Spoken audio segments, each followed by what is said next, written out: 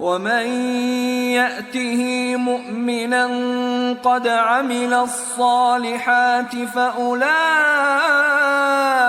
لهم الدرجات العلى جنات عدن تجري من تحتها الأنهار خالدين فيها وذلك جزاء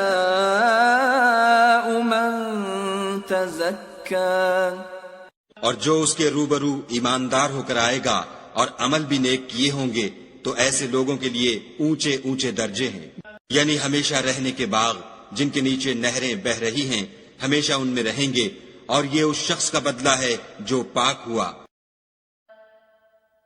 But whoever comes to him as a believer having done righteous deeds, for those will be the highest degrees in position. Gardens of perpetual residence beneath which rivers flow, wherein they abide eternally.